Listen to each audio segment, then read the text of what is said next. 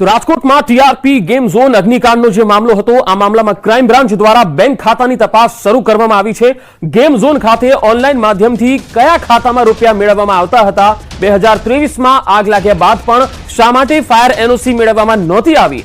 Game ઝોનના ભાગીદારો અને મહાનગરપાલિકાના અધિકારીઓ વચ્ચે આર્થિક લેવડદેવડ થઈ હતી કે કેમ? આ બાબતોની તપાસ હવે શરૂ થઈ ગઈ છે। મનપાના અધિકારીઓ દ્વારા નોટિસ આપ્યા બાદ શા માટે કોઈ નક્કર કાર્યવાહી કરવામાં નથી આવી, એ બાબતે પણ પૂછપરછ શરૂ થશે। આજરોજ કોર્ટમાં એમડી સાગઠિયા, મુકેશ મકવાણા, રોહિત વિગોરા અને ગૌતમ જોશીને રિમાન્ડ અર્થે રજૂ કરવામાં આવશે। તો નાણાકીય વ્યવહાર અંગેની પણ તપાસ થશે અને કયા ખાતામાં ઓનલાઈન રૂપિયા ટ્રાન્સફર થયા તે અંગેની પણ તપાસ થશે। 2023માં આગ લાગી હતી ત્યારે ફાયર એનઓસી અંગે કેમ ધ્યાન ન અપાયું, એ બાબતોની પણ ચકાસણી કરવામાં આવશે।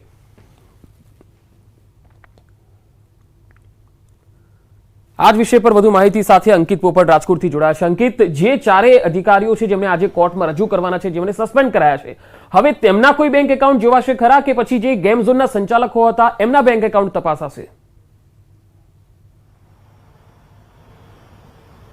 ચોક્કસ પંકજ, સૌપ્રથમ તો આપને હું મારી પાછળના જે દ્રશ્યો છે તે બતાવવાનો પ્રયત્ન કરી રહ્યો છું। હાલ અત્યારે આપણે દ્રશ્યો જે બતાવી રહ્યા છીએ, આ દ્રશ્યો છે રાજકોટ શહેર ક્રાઇમ બ્રાન્ચના દ્રશ્યો છે કે જે રાજકોટ શહેર ક્રાઇમ બ્રાન્ચ દ્વારા ગઈકાલે સાંજે 4 જેટલા અધિકારીઓ છે કે જેમની ધરપકડ કરવામાં આવી છે। તેમની અંદર જો વાત કરવામાં આવે તો રાજકોટ મહાનગરપાલિકાના પૂર્વ ટાઉન પ્લાનિંગ જે ઓફિસર છે એમડી સાગઠિયા, તેમની ધરપકડ કરવામાં આવી છે। ફાયર સ્ટેશનના officer, suspended officer Rohit Vigora છે, તેમની ધરપકડ કરવામાં આવી છે। સાથોસાથ વાત કરવામાં આવે તો મેહુલ મકવાણા નામના અધિકારીની ધરપકડ કરવામાં આવી છે, તો ગૌતમ જોશી નામના જે અધિકારી છે તેમની ધરપકડ કરવામાં આવી છે। આજ રોજ બપોરના 3 વાગ્યા બાદ રાજકોટ શહેર ક્રાઇમ બ્રાન્ચ દ્વારા જે નામદાર કોર્ટની અંદર જે ચારેય આરોપીઓ છે તેમને રિમાન્ડની માગણી અર્થે છે તે રજૂ કરવામાં આવશે।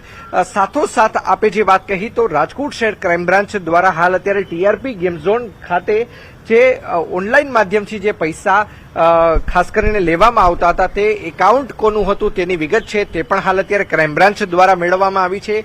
છેલ્લા 2 વર્ષથી કે 3 વર્ષથી કયા ખાતાની અંદર આ પૈસાઓ આવતા હતા તે બાબતે પણ વિગત મેળવવામાં આવી રહી છે ને એન્યુઅલ સ્ટેટમેન્ટ છે તે પણ હાલ અત્યારે રાજકોટ શહેર ક્રાઇમ બ્રાન્ચ દ્વારા મેળવવાના તમામ જે પ્રયાસો છે તે શરૂ કરવામાં આવ્યા છે। ખાસ કરીને અધિકારીઓ છે તો અધિકારીની જો વાત કરવામાં આવે તો અધિકારીઓની પણ નિવાસસ્થાને તેમજ જે તેમના ઓફિસીસ છે ત્યાં પણ એન્ટી કરપ્શન બ્યુરો દ્વારા સર્ચ ઓપરેશન છે તે હાથ ધરવામાં આવ્યું છે। ગઈકાલની જો વાત કરવામાં આવે તો ગઈકાલે પણ મોડી રાત્રે રાજકોટ મહાનગરપાલિકા ખાતે આવેલી જે એમડી સાગઠિયાની ઓફિસ છે ત્યાં પણ એસીબી દ્વારા સર્ચ ઓપરેશન હાથ ધરવામાં આવ્યું હતું। રાજકોટ મહાનગરપાલિકાના સેન્ટ્રલ ઝોન ખાતે જે ઇલિયાસ ખેર કે જે ચીફ ફાયર ઓફિસર છે તેમની ઓફિસ ખાતે પણ જરૂરી દસ્તાવેજો છે તેની ચકાસણી કરવામાં આવી હતી, કેટલાક દસ્તાવેજો કબજે પણ કરવામાં આવ્યા હતા। સાથોસાથ જે ડેપ્યુટી ફાયર ઓફિસર છે જે બીજે ઠેબા કે જેને રાજકોટ શહેર ક્રાઇમ બ્રાન્ચનું તેડું આવ્યું હતું અને તેમની પૂછપરછ છે તે કરવામાં આવી હતી, તેમના પણ ગઈકાલે નિવાસસ્થાને એસીબી દ્વારા સર્ચ ઓપરેશન છે તે હાથ ધરવામાં આવ્યું હતું। આ એ જ બીજે ઠેબા છે કે જેમની ઉપર રાજ્યસભાના સાંસદ રામ મોકરિયાએ સણસણતા આક્ષેપ છે તે લગાવવામાં આવ્યા હતા કે જ્યારે રામભાઈ મોકરિયાની જે જમીન છે કે જે રાજકોટ શહેર ભાજપ નવું કાર્યાલય આવેલું છે તેમની બાજુમાં તેમની જે જમીન આવેલી છે તે જમીન માટે જે ફાયર એનઓસી મેળવવાની હતી, આ ફાયર એનઓસી મેળવવા માટે તેમણે બીજે ઠેબાને 70,000 રૂપિયાની લાંચ આપી હોવાનું પણ છે તે તેમને આક્ષેપ છે તે કરવામાં આવ્યો હતો। અને હાલ અત્યારે તમામ જે અધિકારીઓ છે ખાસ કરીને તપાસ 2 રીતે થઈ રહી છે પંકજ, સમજવું જોશે કે એક રાજકોટ શહેર પોલીસ કમિશનર દ્વારા એસઆઈટીની રચના કરવામાં આવી છે, તેના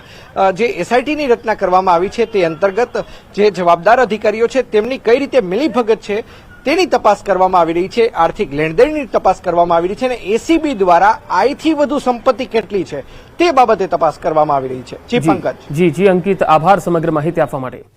તો ક્રાઇમ બ્રાન્ચની ટીમ હવે તપાસમાં કોઈ આંકડો અથવા તો અપ્રમાણસર મિલકત અને જે કોર્ટમાં રજૂ કરશે ત્યારે કોર્ટ તરફથી પણ શું સૂચનાઓ આવે છે એ પ્રકારે તમામ બાબતો પર નજર રહેશે। રાજકોટમાં અગ્નિકાંડને લઈને તપાસનો ધમધમાટ શરૂ થઈ ચૂક્યો છે ત્યારે અગ્નિકાંડમાં અધિકારીઓની પણ ધરપકડ કરાઈ છે। 2021માં રાજકોટમાં ફરજ બજાવતા 2 પીઆઈની પૂછપરછ થઈ। એસઆઈટી, ક્રાઇમ બ્રાન્ચ અને એસીબી તપાસમાં લાગેલી છે।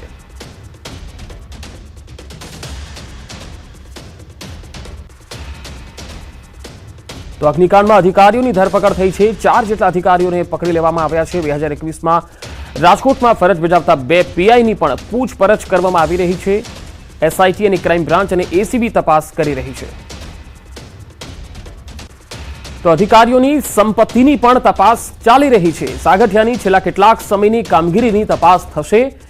ટીપીઓ એટલે કે ટાઉન પ્લાનિંગ ઓફિસર સાગઠિયાની કરોડોની મિલકત સામે આવી છે. ગોંડલ ચોકડી અને વીરપુરમાં તેમની પ્રોપર્ટી હોવાનો ખુલાસો થયો છે. રાજકોટ નેશનલ હાઈવે પર સાગઠિયાનું વિશાળ ફાર્મ હાઉસ આવેલું છે. સાગઠિયાની જમીન, પેટ્રોલ પંપ અને બંગલા હોવાનું પણ અનુમાન છે.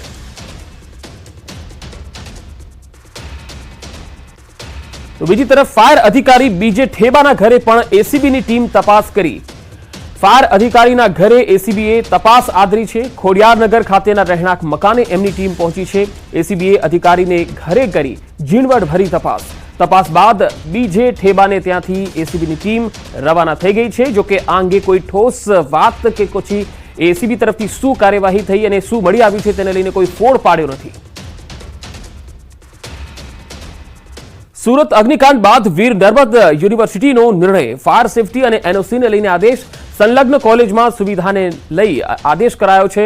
ફાયર એનઓસી નહીં હોય તેનું જોડાણ રદ કરાશે. વીર નર્મદ દક્ષિણ ગુજરાત યુનિવર્સિટીએ આ પરિપત્ર જાહેર કર્યો છે.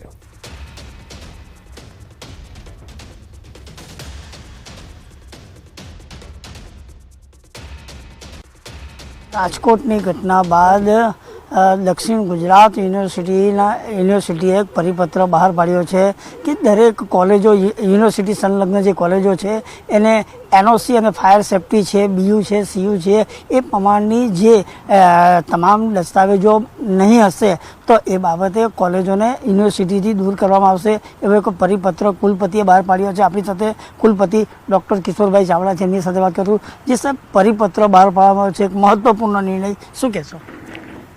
સૌપ્રથમ તો રાજકોટના અગ્નિકાંડમાં મૃતકોને વીર નર્મદ દક્ષિણ ગુજરાત એવી શ્રદ્ધાંજલિ આપીએ છીએ. અને આપણી વીર નર્મદ દક્ષિણ ગુજરાત યુનિવર્સિટી સંલગ્ન 300 કોલેજો જે છે એ તમામને ફાયર સેફટીની એનઓસીની માહિતી આપવાનું જાણ કરી દેવામાં આવી છે. તેને આધારે અમારો વિભાગ જે છે એને રિપોર્ટ તૈયાર કરશે અને રિપોર્ટને આધારે યુનિવર્સિટી જે કોલેજોની ફાયર સેફટીની એનઓસી ન હશે તેને પ્રવેશ કાર્યવાહીથી દૂર રાખવામાં આવશે. અને ઓલરેડી રાજ્ય સરકારે પરિપત્ર કરી દીધો છે કે જે કોલેજો આ એનઓસી લેવામાં નિષ્ફળ જશે તેને રાજ્ય સરકાર જ કોલેજની માન્યતા રદ કરવાની પણ કાર્યવાહી કરી શકે છે. સર, યુનિવર્સિટી સંલગ્ન કેટલી કોલેજો છે, શું કહેશો? યુનિવર્સિટી સંલગ્ન 300 કોલેજો છે, જેમાંની મોટાભાગની કોલેજો પાસે એનઓસી છે જ, કારણ કે ઓલરેડી રાજ્ય સરકારે તેઓ પાસેથી 6 દિવસ પહેલાં જ તમામ માહિતીઓ એકત્ર કરી જ લીધી છે. હાલ 12માનું જે પરિણામ આવ્યું છે ત્યારબાદ કોલેજની પ્રવેશ પ્રક્રિયા હોય છે અને ખાસ કરીને પ્રવેશ પ્રક્રિયા છે અને એવી જ કોઈ કોલેજ હશે તેની અંદર એનઓસી અથવા ફાયર સેફટીનો અભાવ હશે તો એ વિદ્યાર્થીના ભાવિ માટે કઈ રીતનું? જે કોલેજોમાં ફાયર સેફટીની એનઓસી ન હશે તે કોલેજોનો પ્રવેશ સ્થગિત કરીને જે કોલેજો પાસે એનઓસી છે તે કોલેજોને વધારાની બેઠક ફાળવીને તેને પ્રવેશ ફાળવવામાં આવશે. માટે વિદ્યાર્થીઓની પ્રવેશ પર કોઈપણ પ્રકારની અસર થશે નહીં, તેને અમે ખાતરી આપીએ છીએ. કેટલા દિવસની અંદર તમામ કોલેજે આ તમામ માહિતી આપ સુધી રિપોર્ટ પહોંચાડવાનો હશે, શું કહેશો?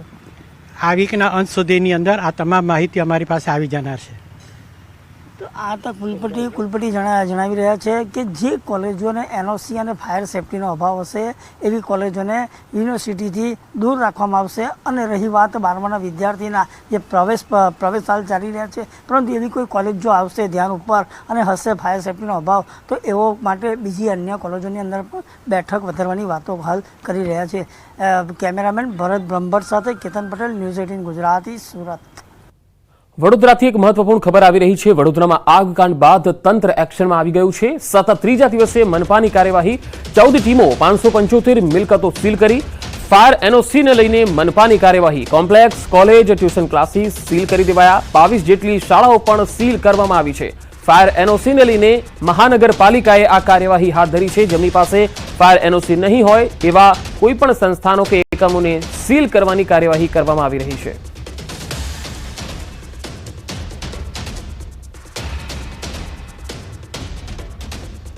હિંમતનગરમાં મોતીપુરા વિસ્તારમાં લાગી ગઈ આગ. ગેસ પાઇપલાઇનના કારણે આગ લાગી હોવાનું અનુમાન. આ તસવીરો જુઓ.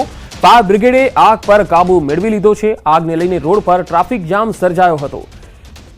મોતીપુરા વિસ્તારમાં ગેસની પાઇપલાઇનમાં આગ લાગી ગઈ હોવાનું અનુમાન. આ ગેસની પાઇપલાઇનમાં આગ કયા કારણોસર લાગી તે સામે નથી આવી શક્યું, પરંતુ ત્વરિત ફાયર બ્રિગેડની ટીમ અહીંયા આવી પહોંચી અને આગ પર પાણીનો મારો ચલાવી આગને બુઝાવવામાં આવી.